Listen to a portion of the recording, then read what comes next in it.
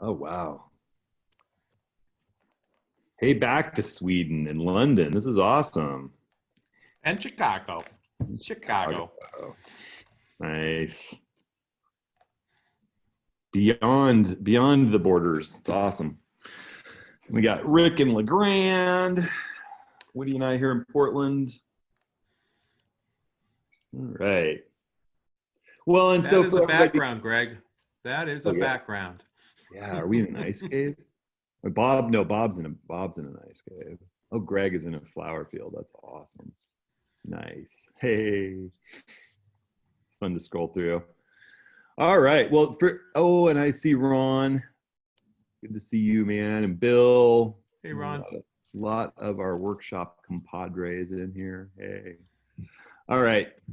Well, for those of you who may not have been in one of these things before, we because there gets to be complete pandemonium if there's more than 5 people talking at once. We pretty much mute participants, and we'll occasionally jump in and unmute someone for a question or something, and we're watching the chat line, and we have the questions that you guys submitted in a topic. So I've got Woody kind of moderating and looking for questions and tracking the chat line, and Rick and I are talking about the topic a bit and having the chat with you guys. So, everybody hopefully can enjoy all that. Woody, do you want to chime in and talk about any of the mechanics of stuff? Oh yeah. So on cue, 10 o'clock alarm. Sorry about that. So we're live on Zoom. We have sign-up sheets on Hudson's website. It's hudsonhenry.com/office hours. And you can join any Tuesday on Zoom so we can see your face and see your video. Otherwise, we're on YouTube also live, so it's simulcast on both. On the YouTube side, our buddy Darren is kind of moderating over there, and he'll let you know that we can't really take live questions, but you can ask them, and hopefully the community can kind of moderate. And if you have, question about a certain lens, a camera, or anything, technique, hopefully that's moderated and taken care of over there. If you have a question that you want Hudson to address on the screen, submit that on hudsonhenry.com/office hours. We'll post the video afterwards on his website and email everyone out the link. Otherwise, have fun. If you have a question, just type it in the chat. And a big shout out to Darren for moderating on YouTube. It's just awesome. We really, really appreciate it. Not to mention Rick and Woody, you guys rock for helping out with this and making it run smoothly and be more interesting and a lot more fun for us all. So today we're going to talk about light, and obviously light is just fundamental to photography in general. But the idea that really Rick came up with the exercise for submitting an image that's just really truly all about the light, I think was an awesome exercise. And we're gonna jump to looking at your pictures that you submitted of light, talking about them, critiquing them a bit, and right after I do just a little quick presentation that I often run some variation of this in the kind of beginning part of my workshops, when we have our midday chat sessions and classes, and I'm going to try to run through it really quick, like 10 minutes or so, and then we'll spend some time looking at images. Hey, yeah. Hudson, real quick, I'm going to interrupt you. I need you to turn the YouTube stream on the Zoom. So if you look down at the bottom, there should be a stream link. Live on YouTube? Yep. I clicked it. We should catch up here in a second then. Okay, keep going. Sorry. I don't know. I might have to sign off and sign back on, but go ahead. Okay. Sorry. Yeah, that threw me off my game for a sec there. Sorry about that. We're figuring some of this stuff out as we go. So, all right. So I'm going to just take off. I'm going to share my screen so that you guys can see what I'm looking at here. Share. And I'm just going to run this little, oh, hold on one second. If I don't minimize, there we go. And I'll run this guy. All right, so we're talking about light, and this is one of my favorite images that really truly is all about the light. It's about the angle, the color, the softness of it, the diffusion. This was a night I was trying to take this beautiful image of Mount Rainier, but it was actually so hazy that I couldn't get a clear image of the mountain. And then I turned around and looked behind me at the foothills. I was coming down from the summit from that morning, and this golden light was bathing through the Paradise Valley down below, and the Nisqually River, and it just, that's just perfect light in my book. It's soft, it's diffuse, it's that edge of the day, the last ray is filtering through a golden, and it's from kind of the backside for drama. So as we talk about light, I always think about light in conjunction with the quality of the light. Is it harsh or is it soft? What direction is it coming into my scene from? And what color is that light? And then we'll talk a little quickly about some special lighting situations. And everybody's taken my workshops, seen this image. This is an image my wife would probably kill me for showing, but it's my mother-in-law and my wife on like the harshest midday light. We're going to see the manatees in Florida at noon, not a cloud in the sky. And it's a great snapshot of my wife and her mom. Terrible photo, unflattering light, just beating straight down on the top of their heads, harsh shadows. I had to pull shadows to even see their faces. It's the worst time of day to be photographing anything when you're out in direct light, is that kind of cloudless noonday, direct, intense sunlight. And, as landscape photographers, most people know that you want to be out early in the morning, late at night, when that light is filtering through so much atmosphere that it's softened, and there's just not that much difference between the bright highlights in the sky and the dark shadows in the valleys and the landscape. So, that soft light's what we're after. Overcast days in the forest. If you're out in deep forest, whether it's waterfalls that you're after, or, just pictures of trees and places deep in the forest, you're rarely going to get that magical light that filters in at the edge of the day. But an overcast day can light everything evenly. And especially, this is in the Portland Japanese Garden. It's a panorama of this very famous tree. It got a lot more famous, years after I took this photo. I wasn't certainly the first to photograph it, but now everybody photographs it. This image works so well because it was kind of a soft directional overcast. The clouds weren't that thick. You could still get some, you can tell that the sun is backlighting this tree, but it's coming through so much cloud that it's diffuse and soft and even light. Later that same day, once the clouds burned off, you can't make that image. The lighting's just too harsh. The shadows are too dark. The highlights are too bright. The direction that light's coming into your scene is really important. I absolutely can't stand images with just direct front light. And we think of light in conjunction with your subject. Think of a portrait subject. The front light's coming from the same direction as the camera. It's that on-camera flash. Believe it or not, that's me on the right. Many moons ago in Peru on a climbing expedition with a good buddy of mine, Jason. And it's, taken with my buddy Dave's point and shoot with an on-camera flash, after dark. And the problem with on-camera flash and front light in general is there's just no interesting shadows. The light's coming at the same exact angle as the camera, and it doesn't make for interesting lighting. It's just kind of flat. When you put the light off to the side, all of a sudden you get that beautiful side shadowing. And, this surface of the racetrack in Death Valley doesn't have any of this interesting texture in the middle of the day when it's beating straight down on it. It's only when it comes in from the side and it creates the shadow texture. And, you get those long shadows from the mountains playing out across the landscape. And because it's late in the day and that light is soft, there's not that much difference between the shadows and the highlights again. Now here's Mount Meru in Tanzania, side lit at dawn. Backlight is one of my favorite things to work with. I love side light and I love backlight. Backlight just creates drama, whether you have the sun in the frame, backlighting your scene, or whether it's not in the frame, but the light's still coming through and glowing through your subjects. It just creates a dramatic impact in your images. So thinking about that direction is really important. And there's certain things that as a landscape photographer working out in nature, you don't have the tools that the studio photographer have with diffusing light and coloring your light, but you can work with things that happen in nature. The atmosphere diffuses your light. And as the sun goes down in the right days, you get that gold light playing through your scene.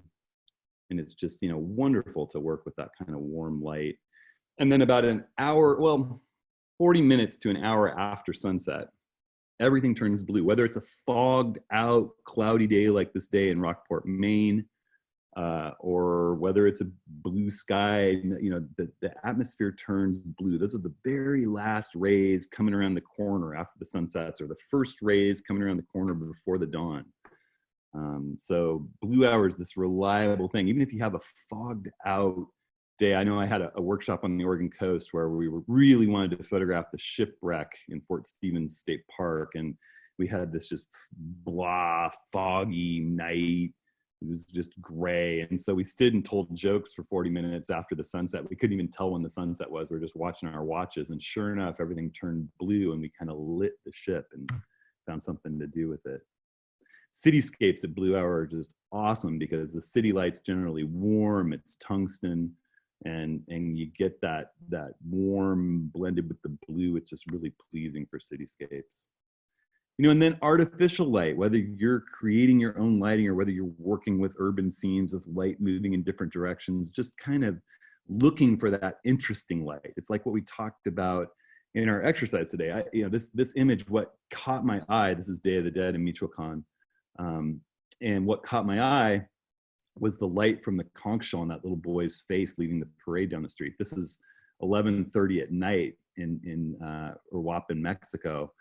And you know, the only light that's out here are all these blends of fluorescent and incandescent and LED, and then this, you know, this little boy with this candle in the conch shell just pulled me in. You can create your own lighting, you know, particularly with some of the small lightweight things that we have. I've just been loving the products that LumeCube has been putting out for carrying in the field. The charge lasts forever. You can diffuse and color and snoot and do all these things and just gently play some light out across your landscape at night. And then there's some special light we'll talk about just really quick, some things to think about. You know, mist and fog is always really even, like the forest and the overcast, but it also creates this mystery because it hides things that might be distracting in your background. This is an image I created standing next to Rick out near Saudi Island on the Willamette River. And there are a bunch of houseboats in the background on the left. You can kind of see them behind these pylons with the cormorants in the mist, but they're really distracting and not very beautiful on a normal morning. But with the fog, it's just kind of a mystery back there. It lets things, you know, it just adds this mysterious flair that can make an image. This would have been a really harsh, light morning in Italy up on this trail above the Amalfi Coast, except for the fog that played through and kind of created this air of mystery. I love this one. Who knows? This is my buddy Dave standing at this place that we worked hard to get up to for the view, and the view is fog blowing in from the other side. But I love the image still. Has this kind of mystery feel to it. Window light. Window light is just magnificent to work with people in portraits and still life indoors. You know, if you've got a harsh sunlit day and you've got a window that the light's not shining directly through, that it's bouncing through, or you've got a light covering over that window. Here's the same courtroom scene that I was photographing. That window light can just be magical, just highlight the inside. And there's contrast because the room is dark and the window light is lighting things directionally. Here's a perfect example of side light, perfect example of backlight. So in open shade, even on a bright blue sky sunny day, here's a climber on Mount Rainier standing in the shadow of the mountain. There's no direct light on this climber's face or in my background. That's the key here. It's all indirect, open shade. Richard Avedon used to photograph, an amazing portrait photographer, and for years and years did the portrait photography for the New Yorker. And he frequently just worked with a big roll of white seamless in the shade of his building in the afternoon, just out in the open shade, no lighting, just letting the reflected light from the city bounce into the open shade of his building shadow. It creates beautiful reflected light. Here, you know, I'm photographing for an orphan aid foundation in Tanzania. And this headmistress in her classroom, it was such a bright, sunny, hot, middle of the day that I put them in the shade of the building in the doorway to create some contrast with that darkened schoolroom and just let the light bounce up off the dirt into their faces to light them. You know, there's no artificial light whatsoever. And you can see me kneeling in this little girl's eyes, you know, how bright and harsh the light is out that day, but it's just beautiful light in the doorway. So those kinds of things, thinking about those kinds of things with light.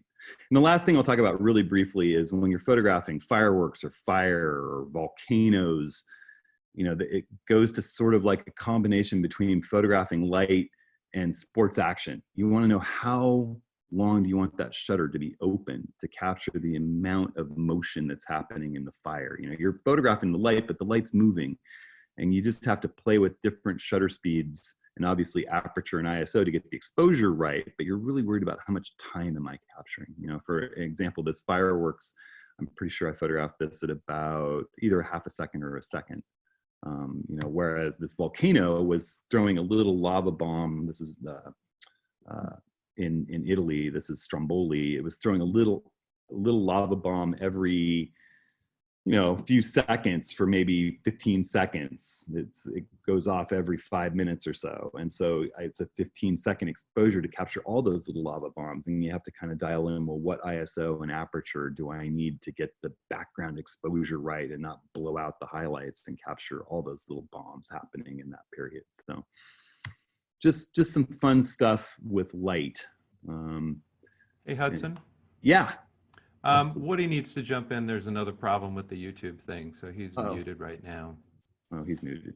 All right. Apologies for technical difficulties, guys. Where's Woody? Mute. Woody. Aren't you cold in that ice cave, Bob? You guys keep talking. Keep talking. What's going on, Woody? Keep talking, guys. I got it. You're fine. Mm-hmm. Okay, cool. So we had a bunch of really great images in the submissions this week. We asked people to talk about light. Yeah. And I feel a little remiss because I should have at least put up a couple of examples. But the whole point of trying to find an image with light as your subject is that it's practice. I mean, the goal was not to go out and create, beautiful portfolio images. It is just to be out there and thinking about looking at the light and nothing else. How do you make a composition that is all about light? So, but it was sort of an exercise. Yeah. But we probably next time we do an exercise, we'll throw out some examples to get people cracking on it. There's some beautiful submissions where there's the lighting is spectacular. So shall we jump in and talk about some of those? Yeah, I think that would be great.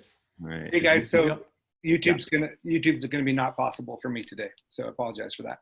Oh, sorry everybody. Well, we'll figure that out. They won't hear you, so sorry. Yeah. If you're watching it later in the future, we're sorry when you're watching.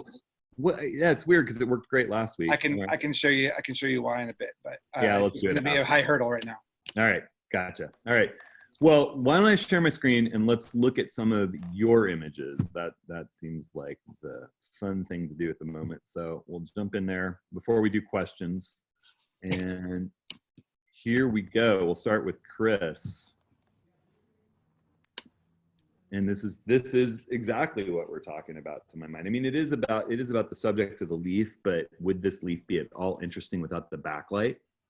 No, not at all. Not in the least. It's a nice composition, great light, good exposure, interesting. I like the texture of it.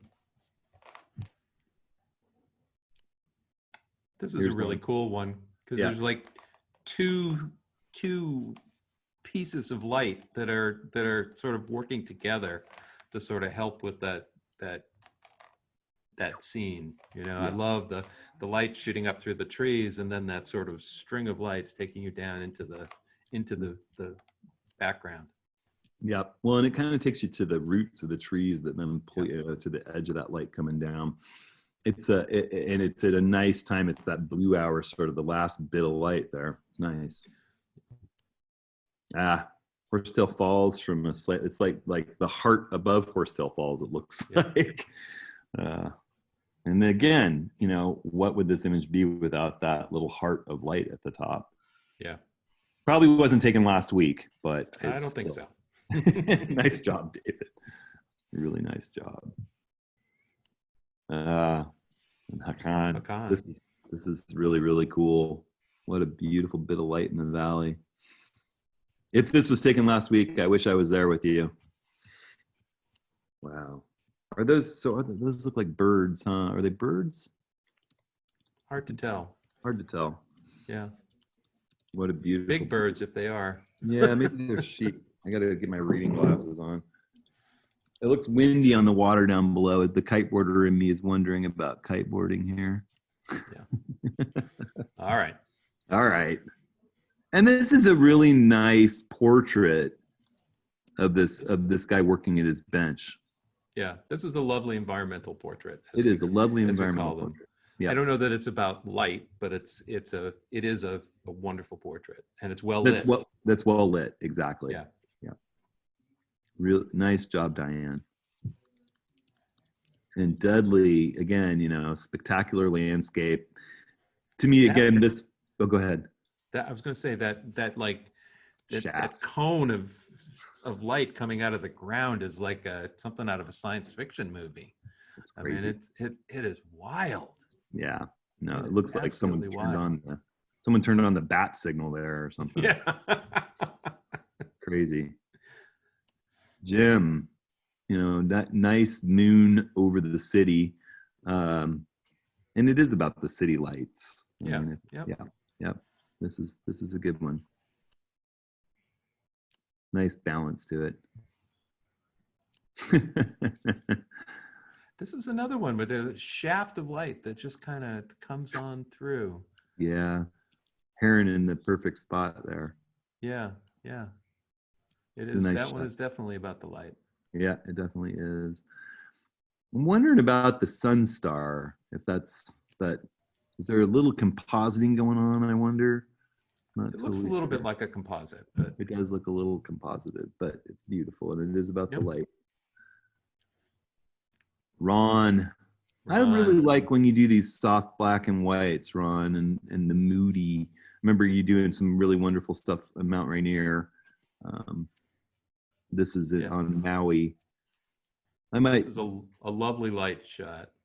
It really is. It's funny when your name was over, I was thinking this was distracting and on the edge, but now that I look at it, I see that it flows. Yeah. It's a real. There's a nice composition here. Yeah, Ron, I love when you do these kinds of things. Do more of them, Ron. Yeah. Oh shoot! I accidentally hit go here.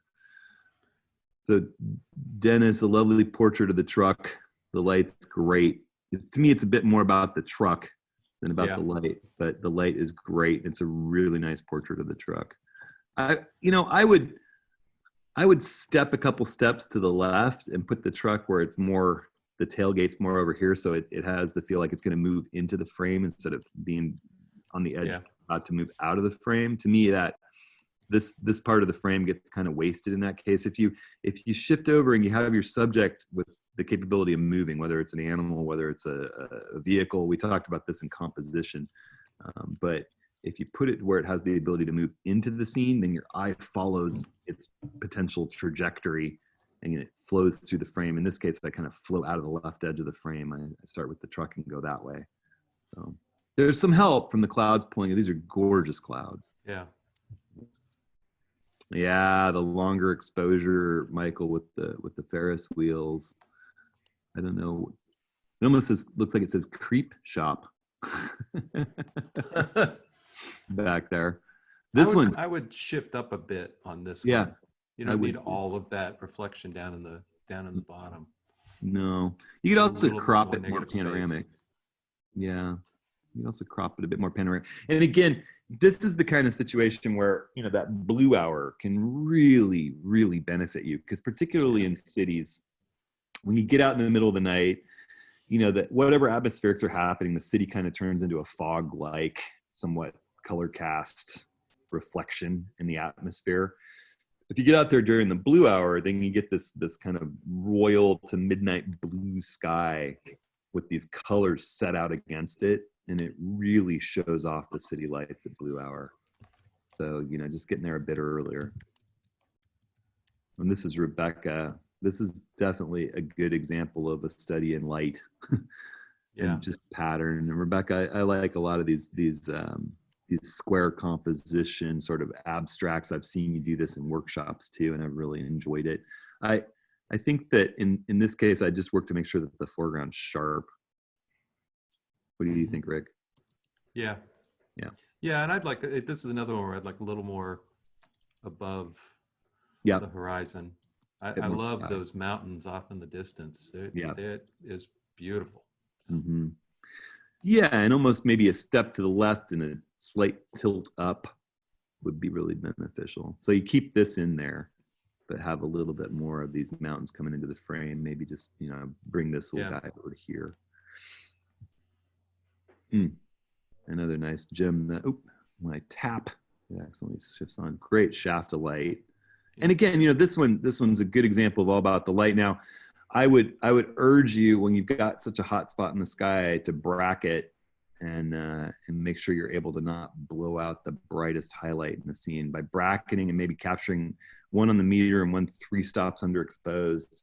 You can probably blend those to not lose any detail in these highlights. It's pretty darn simple these days. So make sure to think about that in these hot, you know, high contrast situations. It's beautiful though. I really like the composition of this. And it is all about the light. These I love these kinds of fountains. Again, you know, this one gets a little hot in the center. I don't know what's going on here. It's some kind of a big celebration. Got a lot of old cars. Yeah. Oh, where we go? Independence Hall, Sylvania Big Shop, Pennsylvania, 1961. Okay, forget about me talking about highlights and shadows. This is awesome. It's on Ektachrome. It's a historic moment. The cars are not old cars brought in. That's the cars. That's awesome. What a cool shot. And it really is all about the light. Really nice exposure, especially for back then. This is great, Walter. Fun stuff. Yeah. Definitely fits the description, Camille. Really, really cool. Nice way to frame it up too. Yeah, I love the way that it pulls you in, and then there's just this ghostly grid, and you're like, where am I? And I like the juxtaposition of the squares and the bricks, the tile and the bricks is really, really cool. Really cool. Nice job. A place I've spent some time. Fun fisheye use. It's more about Machu Picchu, this image, than the light, but getting the sun in it is a cool thing. It's a beautiful place. If people haven't visited it, it really is worth the trip. I have one piece of advice for anybody traveling to Machu Picchu. You know, you go to Cusco and you spend some time in Cusco and explore all the spectacular ruins around there, and it's a wonderful place to shop and to eat. And then instead of taking the early morning train and getting to Machu Picchu at 10 a.m. with 5,000 people, take the train the night before and get an Airbnb or a hostel in the town of Aguas Caliente where the train station is, and then get up early the next morning and take the 6 a.m. bus up to Machu Picchu and be one of the first 100 people that are in there, and you have it all to yourself for 4 hours. And then take the train home that everybody else is arriving on. Or go home at the end of the day with everybody leaving at 4. It's definitely the way to do it. Now this one's all about the light. Yep. Nice job, William. That is high key. High key, boom, just abstract capture of light coming through this opening, and fun stuff. I like it. Yep. Bob, it's a lovely glacier cave shot, fun adventure shot.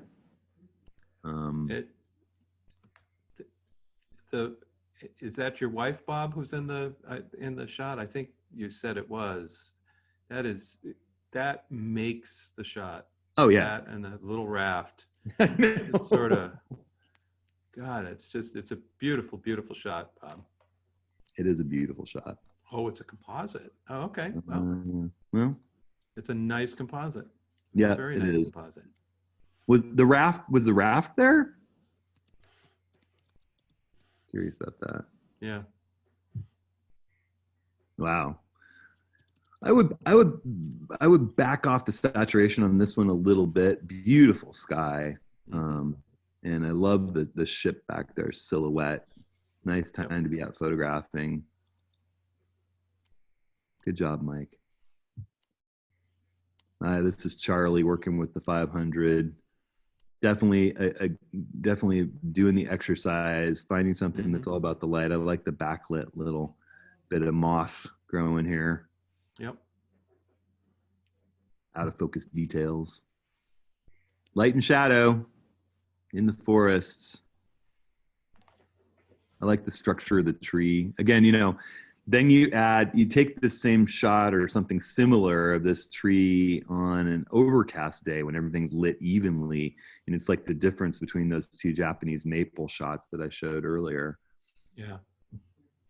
I like the forest pathway, John. There's a nice flow to this right out and makes you want to be there. I didn't even notice the bird down here. I kind of feel like, obviously it would be really nice if the bird were here lit a little bit more in the rule of third spot. Now, obviously, the bird's not likely to stay there and let you reframe everything.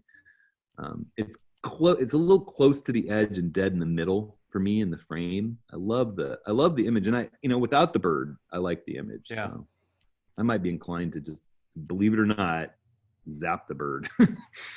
In post-production, I should say. Oh, he says it's just a watermark. That's his watermark.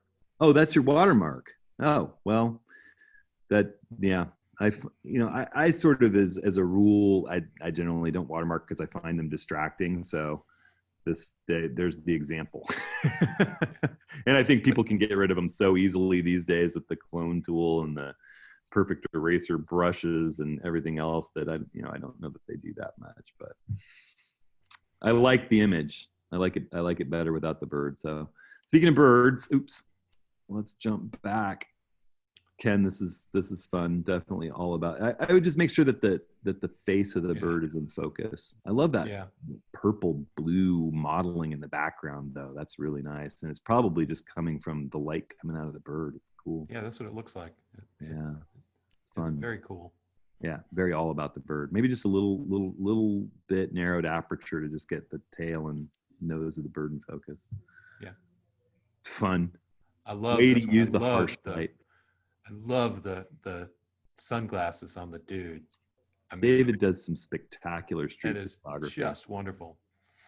Hey, David, I saw your email. I haven't had a chance to dig in and answer it, but if you're here, I know you said you might miss today, but I still do intend Portland to go, and I look forward to shooting with you.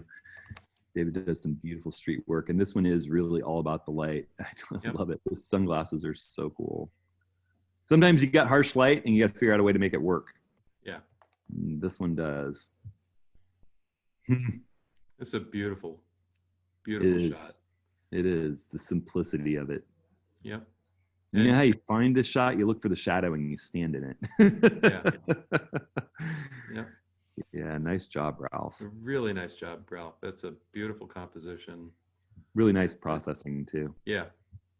Just right. Great job. Another nicely processed image, Greg. And the backlight is so nice, kind of backside light. Still, it's lighting the fence because it's enough from the side and kind of the side of this, but it just has that emotional impact that you want in this composition. Yep. Light on the clouds. Yeah. I love this one too. Nice job, Rob. Yeah. Beautiful. And that is about the light. It is. It's just dead on. I'm kind of wondering where he saw it. Was he in a plane when he took this, or? It almost looks like a bird, like you were up high somewhere or in a plane. Yeah. I was wondering that too. Oh, this one, Dennis, is it's obviously about the clownfish or the parrotfish and the anemone, but so beautifully lit for an underwater shot and razor sharp and lovely. Razor sharp where you want it, soft where you don't. It's a lovely underwater image. Lovely. Yeah, and that's one where you get the threes, right? The three fish to sort of give that balance in the frame. And to someone who hasn't done any underwater photography, you'd say, well, how is this all about the light? But underwater, there's not much light. Yeah. So having your lighting set up, dialed in and angled correctly and powered just right is how you get a shot that's good underwater. It's all about using flash and strobes, and it's lovely. not easily done. And then I cheated a little bit. I didn't really have a chance to get out this last week. I had a bunch of stuff going on, family stuff and work stuff, but I used the exercise that I did the week before. I happened to shoot an image that was all about the light, or a couple of weeks ago when we did the pandemic images, and I was down on the Portland waterfront. And so I slipped in one from those that's, I was sort of exploring how does my 50 millimeter 1.8 Nikon S lens render out of focus details. How's the bokeh on it? And I don't know. I think it's an okay shot. I think it's an okay shot. That one on the right just kind of bugs me, Yeah. The one right up top there on the right. Which? Right one? There. I think you could have got that in the frame. I think you could have got that in the frame. Oh, I did. Actually, I wasn't happy with the stuff beyond it. I did. It's a crop. I cropped. Oh, you cropped it. Yeah, you wouldn't have liked what was off to the right worse. No. So it was a tough choice. There's no easy way. It never ends. It goes on, but then it gets to some distracting stuff right here. So it was actually the best break point I could find. Okay. And again, I wasn't really going for a wall art image. I was just kind of practicing, but I like it enough. It's a pandemic dream shot, So there you go, everybody. Really nice job, everybody. Thanks a lot. Yeah, I appreciate everybody taking the time to jump in here and submit images. And it's one of my favorite things that we do is critiquing images every month in the On One Plus community. And I just think it's so good to look at what other people are seeing and talk about what works and what doesn't work. And I think everyone benefits from it. Probably most of all, Rick and I, when we're doing this thing. Yeah, because we spend so much time at it. So, all right, shall we jump in? You ready to do some questions, Woody? Yeah, for sure. Okay, well, first we choose the best question. So here it is. David Hunter wrote, who did it first? There's 3 hanging lamps in the background of Hudson's studio. Hudson or Nigel Danson, also of YouTube fame? It's funny because I'll tell the story really quick. I don't know Nigel. I've never seen a video, so I don't know if he's been doing them longer or me. But our good friend Andy Adkins, we were doing a series of training videos, and I was setting up in the desk to do some post-processing stuff, and he was kind of helping film it, and he set that up, and I liked it, so I've never changed it. But has Andy seen Nigel Danson? Now it's a conspiracy, so now we got to figure this out. I seriously doubt that Andy's seen that, but maybe he did some work for Nigel and set up Nigel's studio too. I don't know. Maybe Nigel has grown a beard and long hair, so we don't know if it's going the other way too. Yeah, we don't know. There's a lot of unknown knowns, and known unknowns. And the world may never know. All right. Unknown unknowns. Okay, so how about this for light? Do you still use a light meter ever? The only time I would use, I saw that question, a handheld specifically light meter. A handheld light meter, right? Yeah, I sold my Seikonic flash indicating light meter a while ago. I did use it when I did more studio work, and you would have a series of strobes set up, say big strobes firing off of control boxes, and use a pocket wizard to trigger those off your camera. And Seikonic made light meters that you could trigger the flashes from the light meter and then read what your lighting was at different angles and get your camera's exposure dial the flashes in for the exposure you wanted. I used to do that, but I don't do that kind of work that much anymore. That's the only real reason I think the light meters in the cameras are so ridiculously amazing these days. It's very, very, I shoot things on manual out in the landscape, but I'm using the camera as light meter. I'm still looking at its readings.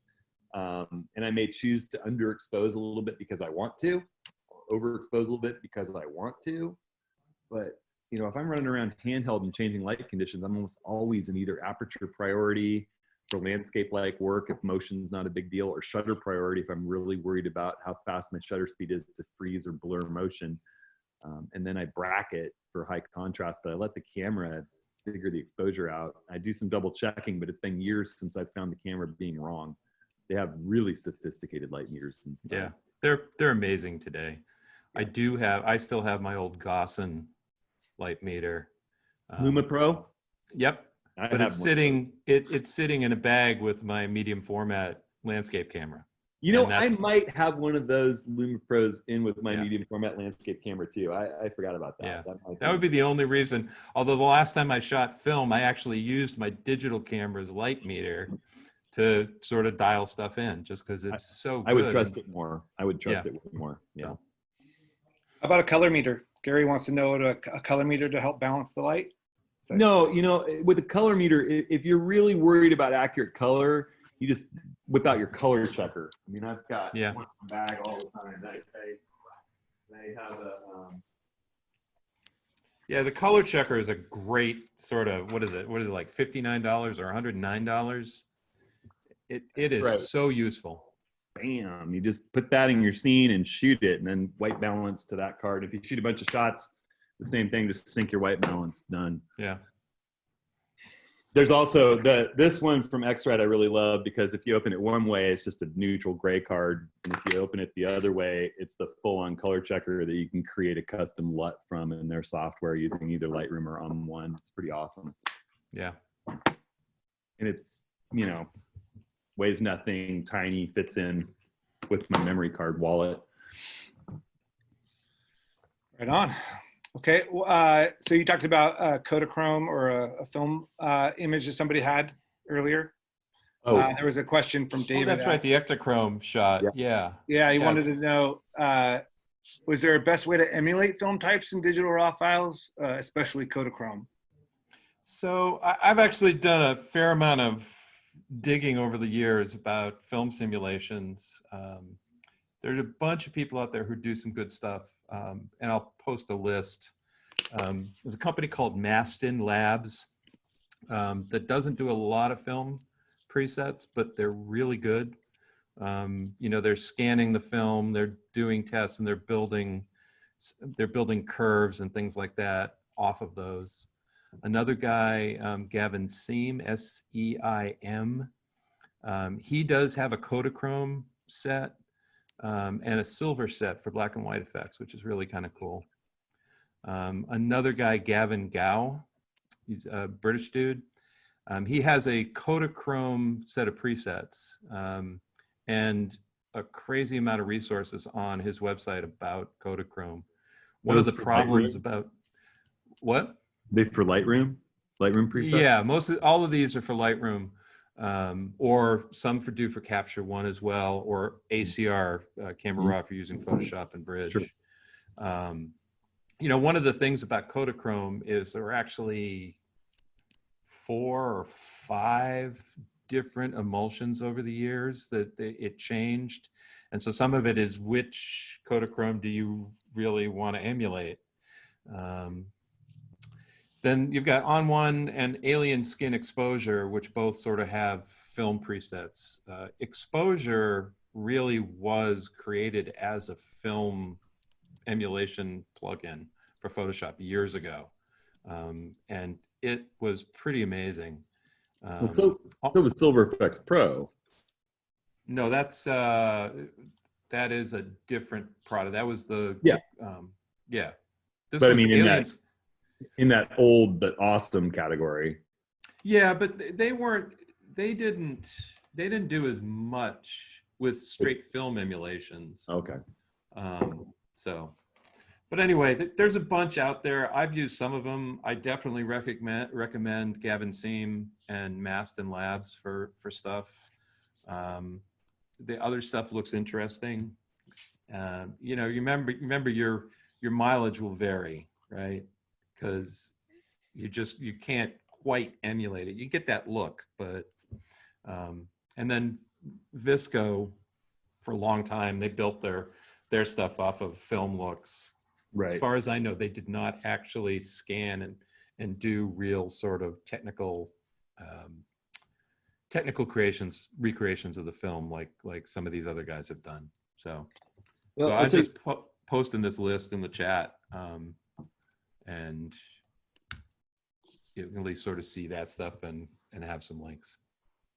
I dabbled with Fuji's products a little bit, you know, back in the early days of mirrorless. I was Panasonic and then Fuji, and And I had one of those X100, I don't know, X100Ts, or I don't know, one of the, maybe the second X100 camera that they made. And I found it really fun too, that Fuji, one of the things Fuji does really, really well is JPEG film emulations. So, but they're Fuji films. They're not going to be Right. Kodachrome.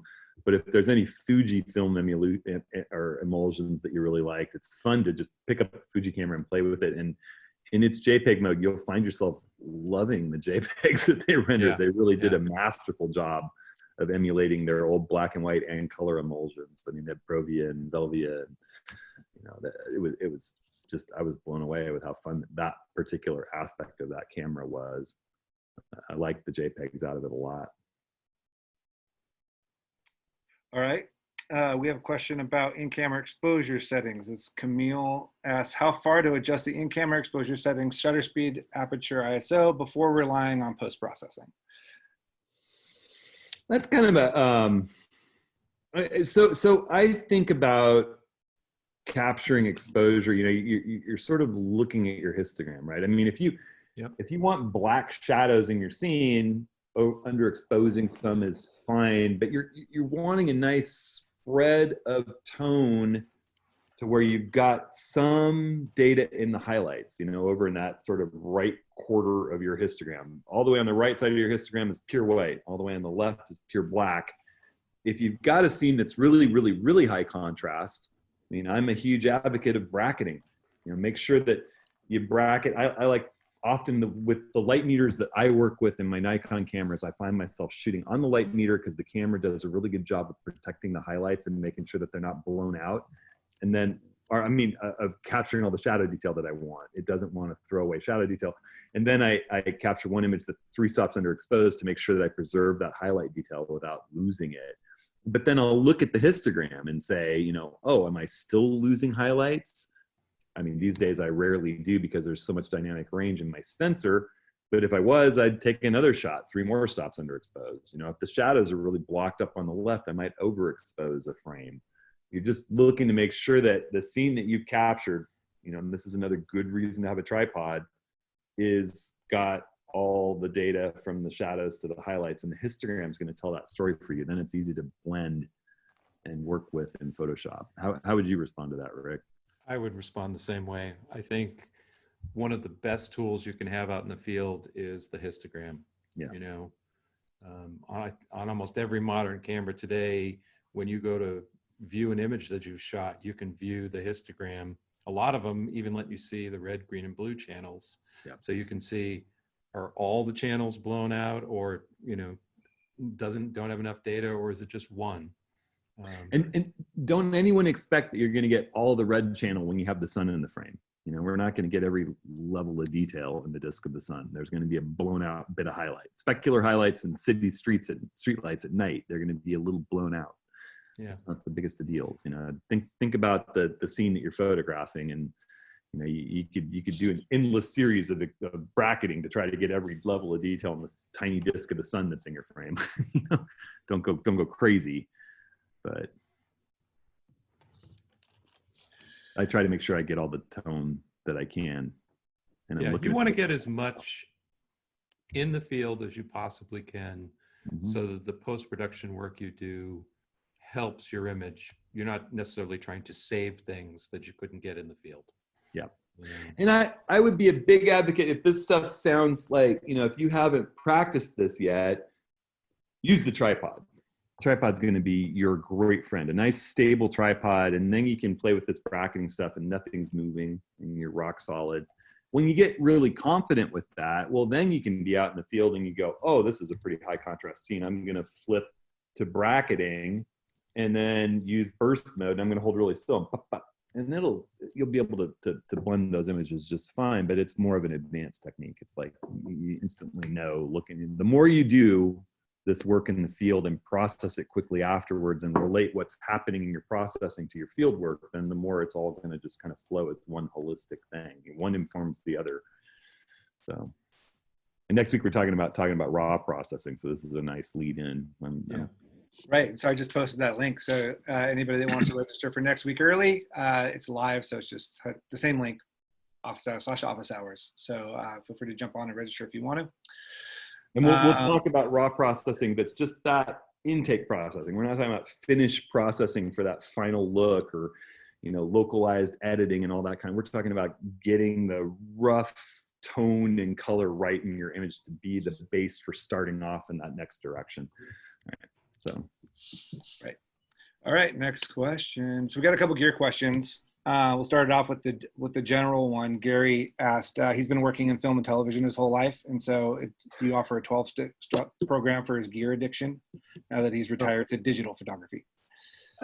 There's a yin and a yang to that, and I think I play both sides of that field pretty well. The next new thing that comes out, I'm all excited about. I've had so many people complaining about the fluid head being so heavy, and it's not. 7.5 pounds for tripod and head doesn't seem that heavy to me, but some people can't carry that much gear, out and about, or they want to travel really light. So, I have the pieces of the ultralight system that I'll be happy with. I'm not ready to show it. It's not ready for prime time, but I have the top half of it, and I'm working on the bottom half. And so I'm constantly looking for new things that make photography easier. I'm trying to build the sub 4 pound fluid head tripod setup. And I'm super excited whenever the next camera comes out that really makes what I do easier. But at the same time, you'll hear Rick and I constantly saying new gear is not the key to making better images. It really isn't. I think back to some of my favorite images were captured in days of film, and in days of film where there weren't light meters and cameras, and on lenses. Well, you're really old. Well, I'm talking about going back to like images from before I was born that I just love looking. And I think looking through images is one of the best ways to become a better photographer, because you start trying to see how did they see things. I think of, whether it's Steichen or Andre Cartier-Bresson or, Andre Kurtz, or, there's a million great photographers from way back that were working with Stone Age tools compared to what we have today that did beautiful work. And so I think, yes, it's nice to get the new gadget, and it's really great when it displaces something that it works better than, particularly when there's still some value in that thing and you can get a decent price for it on eBay. But go ahead. If I can add one thing that I notice is a lot of people don't know their gear well enough, and it becomes it's not working for me. And it's like, well, you have to invest into, how do I use this properly? What are the characteristics of this lens that when I go out into the field are going to help me get the image that I see in my head. And I think as much as you can work to really understand your equipment, understand its limitations, its strengths, and then, if a camera doesn't do something or a lens doesn't do something that you want, then I would go look for the next thing. But gear is not going to save you. I came up, in my real youthful, impressionable age, right after I got out of high school, I was in the military for 4 years in the Gulf War era. And, there's that thing the military does where they make you do things blindfolded over and over and over and over and over till you could do it in the dark, in the rain, in the cold. And, I think that the more you work with your gear and the less you jump from dramatic changes like brand to brand, all new this, all new that. Knowing your gear is just critical. Rick's absolutely right. And understanding what works well and what doesn't. And it's kind of similar to what I'm talking about with processing your images. And, you get home, you process them and you think, oh, that didn't work. How can I do that differently next time? That's also sort of dependent on what gear you're using. When I had the change to the Sony censored Nikons when they came with the D800, and all of a sudden the dynamic range just opened up. I had for years been jealous of all the Canon shooters in my life because they had so many more megapixels than me. And all of a sudden my camera suddenly had more megapixels than most Canons, but it also had way more dynamic range. And all of a sudden everybody was more jealous of me, and it started changing how I shot. I didn't need to bracket nearly as much.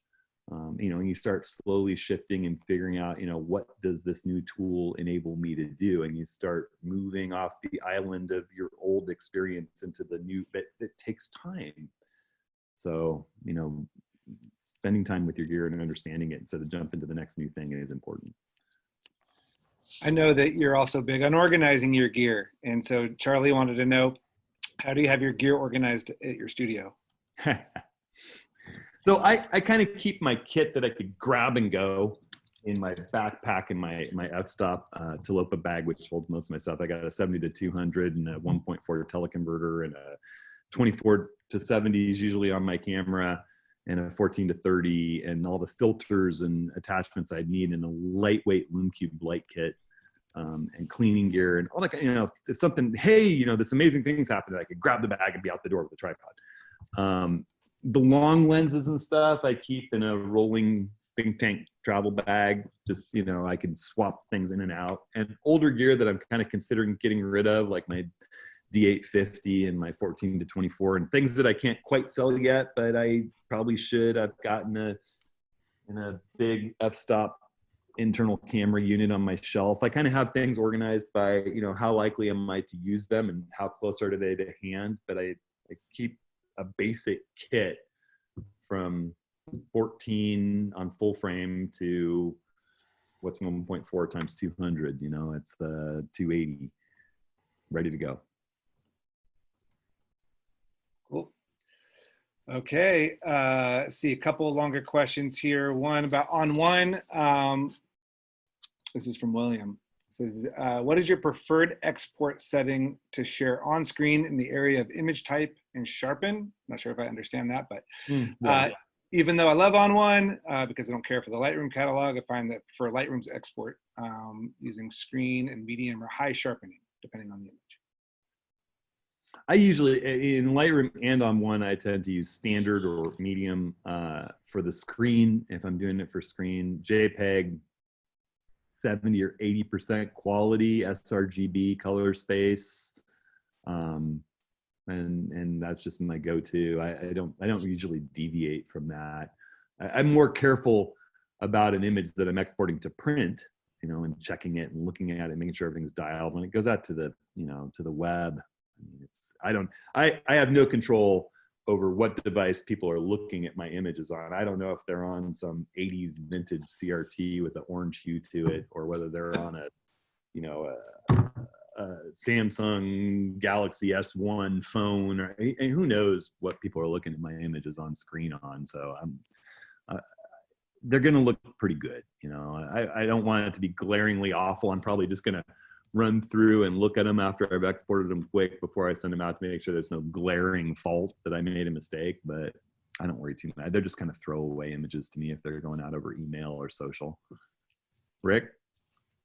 Yeah, I tend to back off on all the sharpening during export anyway. I prefer to just get stuff sharpened as I like it on screen. I don't know beyond that what the differences would be, to be honest. So I wish I could give you a better answer, William, but. I mean, I think technically if you had a scene with everything's razor sharp from foreground to infinity, and there's all these blades of grass and little flowers, and you did some focus stacked thing all the way to the mountains, and there's a lot of high grain detail in it, you'd want to use high sharpening to get it looking really, really great. And if it's a portrait of a person's face, you don't want to use that much sharpening, so you use low. It's kind of the same that you use when you're thinking about processing the image. I haven't had any complaints with just leaving it on kind of the standard when it comes to that stuff. And I just push screen and standard or medium, and it's been fine for me. So, hey, Rob wants to know if you're going to talk about that head sitting next to you. I will eventually. The legs I think I'm going to use with it are coming in the mail. There you go. Very soon. Stand by. That was a transition. So we got a question from Jeff, wants to know about the Really Right Stuff Series 2 TVC 24Ls, too light and not rigid enough for landscape photography, using the A7R4. So I used Really Right Stuff panoramic gear for years, and I still use their panning clamp on my vertical axis when I'm doing multi-rope panoramas. And I had a bad I personally had a bad customer service experience that has kind of turned me off as much as I can doing stuff with them. They make good gear. They make really, really good gear. I think what the question is Series 2 versus Series 3 tripods. And I'm much more of a fan if your main tripod being Series 3, it's just the diameter of the legs and the solidity, the rigidity of your tripod in windy situations and things. I mean, when you put the weight in the stone bag, is your tripod bowing in under the weight of it because the legs are too thin? Series 2 tripods are lighter, but they're just not quite as rigid. They're fine for a travel tripod as long as the legs don't get itty bitty, tiny. And you have a stone bag. And you have a stone bag, yeah, because again, the system I'm about to build, the stone bag is going to be integral because you get on the site and if there's this bit of wind, I want you to put weight in it. But yeah, I mean, I'm a bigger fan of Series 3 tripods in general. That's what I carry. Even my big Gitzo that gets 7 feet tall is a Series 3 tripod. That's what I love about it. Most tripods that get 7 feet taller are Series 4 tripods and weigh another 1.5 pounds because of that added material. I think Series 3 is great. You can use every leg extension on them generally, and they're nice and rock solid. Series 2, you know, they're a little flexier, but they're lighter. And again, really right stuff. I have no complaints with the quality of the stuff that they make. They make very high quality stuff. Yeah. Cool. Well, we're 1 minute from 11, so I just want to say thanks, everyone, and then prompt Hudson and say, is there anything these folks should be thinking about in terms of raw processing or things they can play with during the week? Maybe get some questions about? Yeah, I think, you know, raw processing, again, is that point where you find out, well, how good was the work that I did in the field? Are things sharp? How's the noise in my image? Did I capture the tonal range that I wanted? Did I get the exposure right?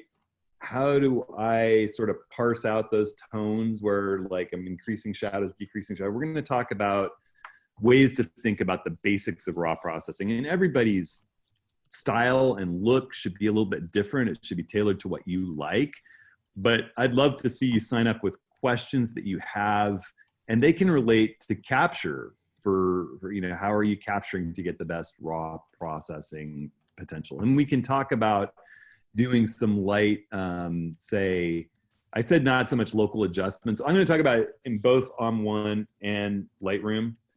And I think that we could talk a little bit about some local adjustments like a digital gradient filter where we hold back the sky a little bit in the raw processing process. Let's say that, processing the sky a little differently than the foreground, something like that, and range masks and that kind of thing.